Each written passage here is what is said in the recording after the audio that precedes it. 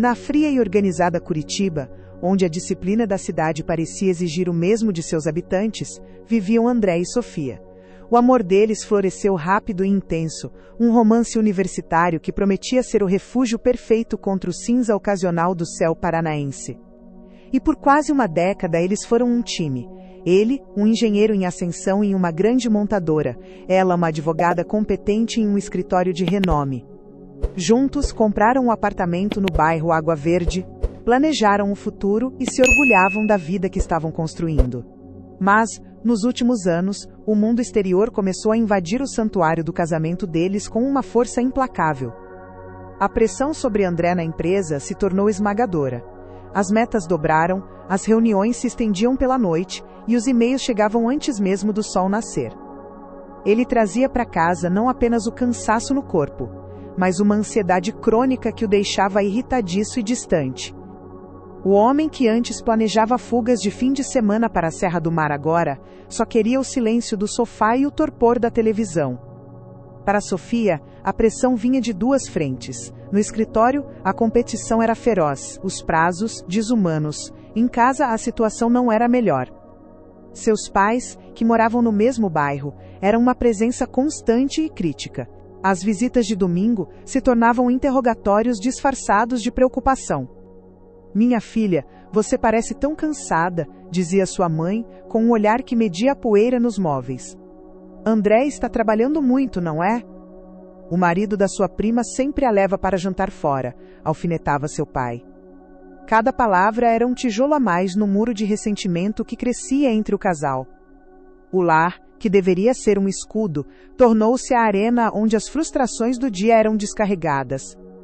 As conversas, antes cheias de cumplicidade, agora eram uma troca de farpas. "Você não imagina como foi o meu dia", ele dizia, e ela rebatia, "E o meu? Pelo menos você não tem que ouvir sua mãe dizendo que eu não cuido direito de você." Eles eram dois soldados exaustos, lutando batalhas em frentes diferentes durante o dia, apenas para chegar em casa e descobrir que o inimigo estava dormindo ao seu lado. A pergunta que pairava no ar gelado do apartamento, mais pesada que a própria umidade do inverno curitibano, era devastadora. Como eles, que prometeram ser o refúgio um do outro, se tornaram a fonte da dor mútua. A rotina no apartamento tornou-se um exercício de sobrevivência. O declínio não era mais silencioso, era uma sucessão de pequenas explosões que deixavam a atmosfera carregada de cinzas.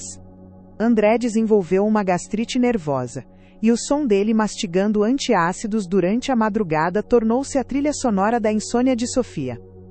Ela, por sua vez, vivia à beira de um ataque de nervos, qualquer coisa. Uma chave fora do lugar, uma ligação no momento errado, era o suficiente para desencadear uma onda de irritação desproporcional. A casa, antes impecável, agora refletia o estado de espírito deles, uma desordem velada, com coisas acumuladas nos cantos, como se ambos tivessem perdido a energia para cuidar do espaço que um dia chamaram de lar. Na tentativa de consertar as coisas, eles usaram as únicas ferramentas que conheciam, mas que só serviram para cavar o abismo ainda mais fundo. Sofia, com sua mente de advogada, tentou a abordagem lógica. Em uma noite de sábado, ela preparou uma pauta com tópicos a serem discutidos para a melhoria do relacionamento. André olhou para o papel e riu, um riso sem humor. "Pelo amor de Deus, Sofia, minha vida já é uma sucessão de reuniões e planejamentos. Você quer transformar nosso casamento em uma planilha de Excel também? Eu só queria relaxar." A tentativa de organizar a crise apenas o fez se sentir mais sufocado e incompreendido. André, em seu desespero, tentou a fuga. Ele usou suas milhas acumuladas e reservou um fim de semana em um resort de luxo em Foz do Iguaçu, sonhando que a grandiosidade das cataratas poderia lavar a amargura deles. Mas o cenário suntuoso só acentuou o vazio entre eles. Enquanto ele tentava forçar um clima de romance, Sofia não conseguia desligar o celular, respondendo a e-mails do trabalho e a mensagens de sua mãe. A discussão que tiveram na beira da piscina foi a mais dolorosa de todas. "Eu faço tudo isso por nós, e você não consegue se desconectar por um segundo?" ele acusou. "Nós? Você fez isso por você, para fugir dos problemas que você não quer encarar." Ela devolveu, com a voz embargada. Voltaram para Curitiba mais distantes do que nunca, com o gosto amargo do fracasso e o prejuízo na conta bancária. O fundo do poço chegou em uma noite fria de terça-feira. Uma nova promoção no trabalho de André, que deveria ser motivo de celebração, tornou-se o estopim da crise final. Significava mais responsabilidade, mais viagens, menos tempo em casa. Quando ele contou a notícia, Sofia não conseguiu disfarçar o desespero. A discussão que se seguiu foi um turbilhão de todas as mágoas acumuladas, e então, André, exausto e acuado, disse as palavras que selaram a derrota. Sabe de uma coisa, Sofia? Talvez a sua mãe esteja certa. Talvez você merecesse alguém melhor porque eu não aguento mais. Eu não consigo ser o marido que sua família quer. Não consigo ser o profissional que minha empresa exige. Eu simplesmente não consigo mais. Ele não gritou. Disse com a calma dos derrotados, o que tornou tudo ainda mais brutal. Pegou um travesseiro e foi para o sofá. Para Sofia, aquela confissão foi a pá de cal. Ele não estava mais lutando. Ele havia desistido. Ela se sentou no chão do quarto escuro, o frio do piso subindo por seu corpo, e sentiu uma solidão avassaladora. Estava presa entre um marido que havia se rendido e uma família que a sufocava com suas expectativas. Não havia para onde ir. A dor era tão física que ela mal conseguia respirar. Foi nesse momento, no zero absoluto de suas forças, que uma memória de sua infância veio à tona. A imagem de sua avó, uma mulher simples e de fé inabalável, que sempre dizia: "Minha filha, tem hora que a gente tem que parar de lutar com os punhos e começar a lutar com os joelhos." Sofia não era religiosa, mas naquele instante, sem mais nenhum recurso humano a que apelar, ela se encolheu no chão e pela primeira vez em sua vida adulta orou. Não foi uma oração estruturada. Foi um desabafo, um sussurro quebrado. "Deus, se o Senhor existe, eu não aguento mais, eu desisto, eu não sei o que fazer. Minhas forças acabaram. Se existe outro jeito de lutar, me mostra. Porque eu, do meu jeito, só destruí tudo." A oração de Sofia no chão do quarto não trouxe uma paz instantânea. Na manhã seguinte, André ainda acordou no sofá, e o silêncio entre eles era cortante. A velha Sofia, a advogada lógica e ferida, queria se levantar e ir até ele e exigir uma solução, apresentar um ultimato, lutar com as armas que conhecia. A vontade de ligar para a mãe e desabafar, de se vitimizar, de culpar o mundo pelas suas dores, era quase irresistível. Mas a oração da noite anterior não foi um pedido, foi uma rendição. E ao se render, ela abriu mão do controle, criando um vácuo de espera em seu coração. Movida por um impulso que não compreendia, ela buscou a velha Bíblia de sua avó, que estava esquecida em uma prateleira. Não procurava uma resposta mágica, mas talvez um eco daquela força serena que sua avó sempre pareceu ter. Folheando as páginas, seus olhos, acostumados a contratos e processos, pousaram em um trecho da segunda carta de Paulo aos Coríntios. Pois, embora vivamos como homens, não lutamos segundo os padrões humanos. As armas com as quais lutamos não são humanas. Pelo contrário, são poderosas em Deus para destruir fortalezas. A palavra fortaleza saltou da página. Naquele instante, uma clareza ofuscante inundou sua mente. Uma fortaleza. Era exatamente isso. O estresse do trabalho de André era uma fortaleza. As expectativas de seus pais eram outra. A ansiedade, o medo, o ressentimento eram fortalezas mentais e espirituais que haviam cercado seu casamento. E eles, em vez de se unirem para atacar essas muralhas, estavam usando suas frágeis armas humanas. A crítica, o silêncio, a acusação, a cobrança, um contra o outro, dentro do castelo sitiado. A revelação foi devastadora e libertadora. O inimigo nunca fora André. E ela nunca fora inimiga dele. O verdadeiro inimigo era a pressão, o esgotamento, as fortalezas que eles permitiram que se erguessem, e que agora os esmagavam. Eles estavam lutando a guerra errada, com as armas erradas. Essa sabedoria divina exigia uma decisão humana, uma mudança radical de estratégia. Ali, sentada na cama, com o livro aberto no colo, Sofia tomou a decisão mais corajosa de sua vida. Ela não podia demitir o chefe de André. não podia calar seus pais com um botão. Mas ela podia mudar o campo de batalha. Ela podia transformar seu lar, que era a arena do conflito, em um quartel-general, um refúgio seguro onde eles poderiam se rearmar e lutar juntos. Ela deu um nome a essa nova e difícil missão: a atitude do escudo da união. O princípio era um ato de fé diário e consciente. Ela se tornaria o escudo do casamento deles. Em vez de ser o canal que permitia que as pressões externas entrassem e envenenassem a relação, ela seria a barreira. Quando André chegasse em casa reclamando do trabalho, em vez de se estressar junto, ela o acolheria e diria: "Nós, como time, vamos enfrentar isso." Quando sua mãe ligasse para criticar, ela ouviria, mas a crítica morreria ali. Não seria mais repassada a André como uma arma de acusação. Seu papel não era mais o de promotora, mas de protetora. Ela estava trocando as armas da carne pelas armas da fé. O serviço, a palavra de ânimo, a paciência e a proteção. Era uma aposta arriscada. André poderia não perceber, poderia zombar, poderia continuar distante. Mas, pela primeira vez em muito tempo, ela não estava lutando para obter uma reação dele. Estava lutando por obediência a uma nova direção, confiando que, ao proteger a unidade deles, Deus lhes daria o poder para, juntos, derrubar as fortalezas que os oprimiam. Colocar a atitude do escudo da união em prática foi a coisa mais antinatural que Sofia já fizera, um ato de rebeldia contra anos de hábitos tóxicos. O primeiro teste veio naquela mesma noite. André chegou em casa depois das 10, o rosto uma máscara de frustração. Ele jogou a pasta no sofá e desabafou com a voz carregada de raiva contida: "Você não vai acreditar na incompetência daquele novo gerente. Ele arruinou o projeto de 1 mês em uma tarde. Eu vou ter que refazer tudo no fim de semana." Em sua mente ele já antecipava a resposta dela. O suspiro, os ombros caídos, talvez "eu não aguento mais essa vida", que o faria se sentir ainda mais culpado e irritado. Mas Sofia, cujo coração martelava contra as costelas, travou uma batalha interna em segundos. A vontade de gritar: "E o nosso fim de semana? E os planos com as crianças?"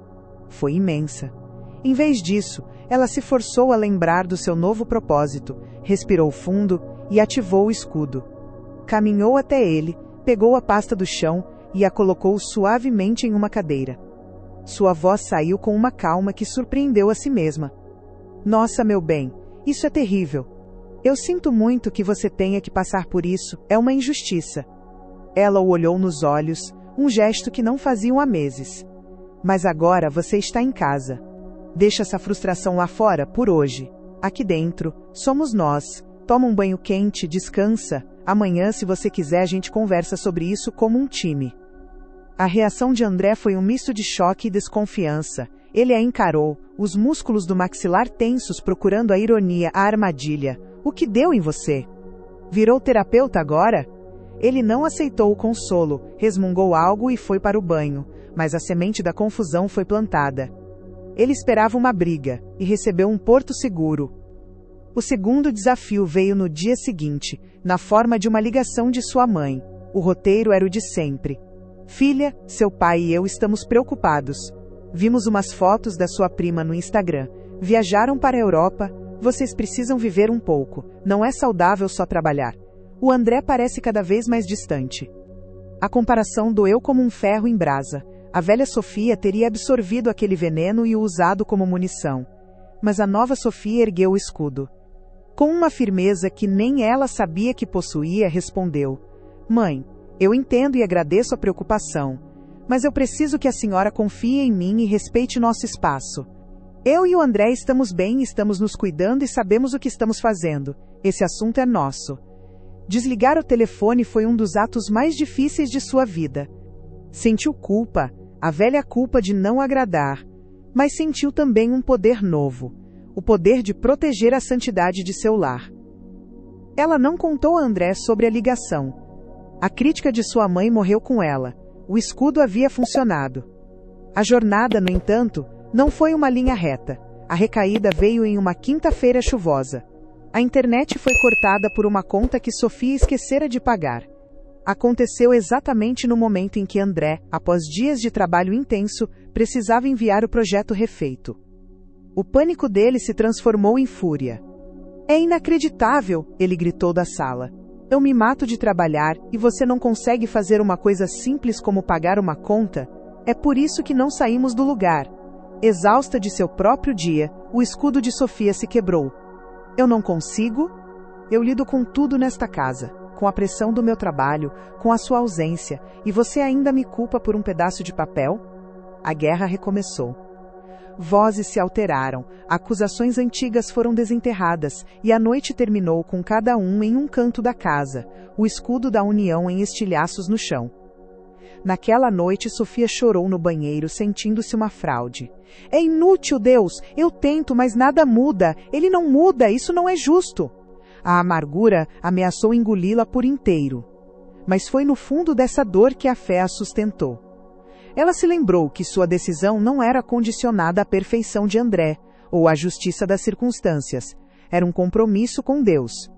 Com o coração pesado, ela orou por forças, não para vencer a próxima briga, mas para consertar a si mesma. No dia seguinte, com uma humildade que custou cada grama de seu orgulho, ela foi até André. "Me desculpa por ontem. Eu não deveria ter explodido com você. Eu também estava cansada e errei." O pedido de desculpas, sem cobranças, sem "mas você também", desarmou André completamente. Ele esperava a continuação da Guerra Fria, mas recebeu uma bandeira branca. Foi essa persistência, sustentada pela fé, que começou a operar a verdadeira mudança. André, confuso e desarmado pela nova postura de Sofia, começou a observá-la. Ele notou que ela parou de reclamar das ligações da mãe. Notou que ela o ouvia falar do trabalho sem se estressar.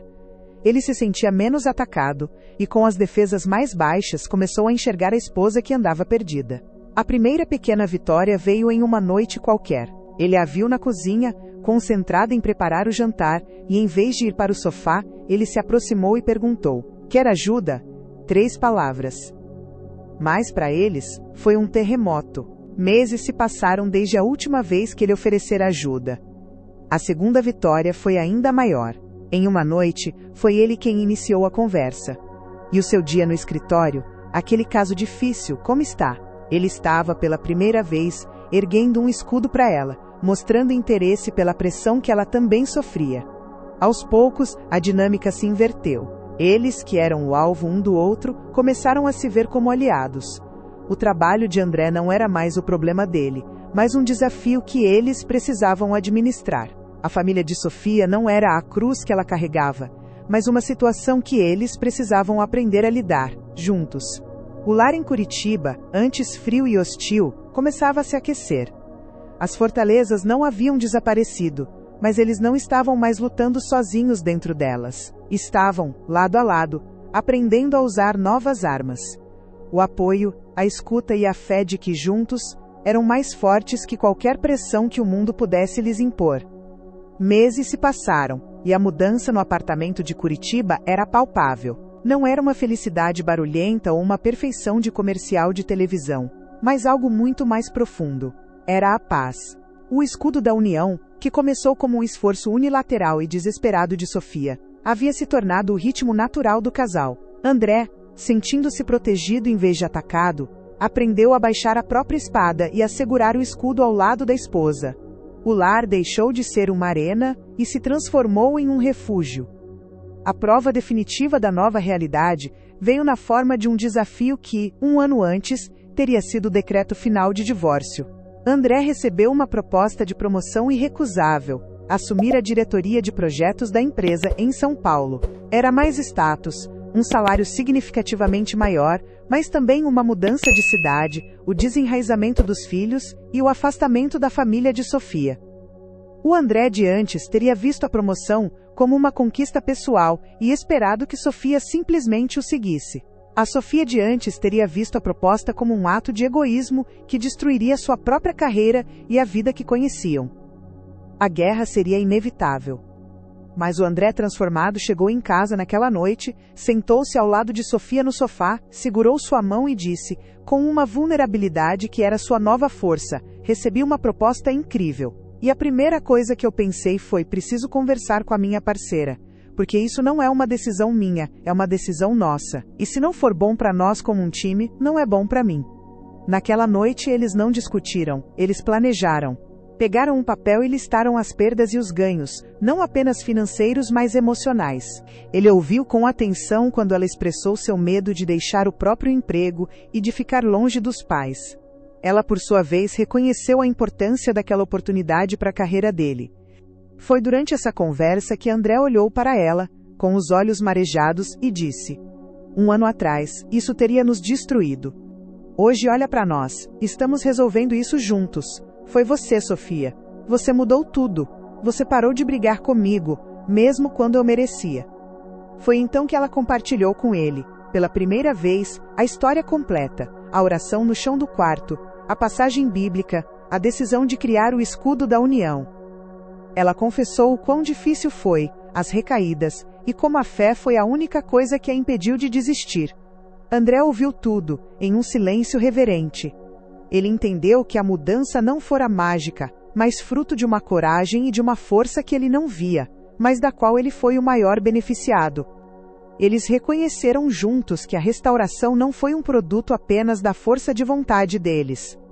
Foi uma dança entre a graça divina, que deu a Sofia a sabedoria e a força para iniciar a mudança, e a ação humana persistente, que criou um ambiente seguro para que o coração de André pudesse se abrir novamente.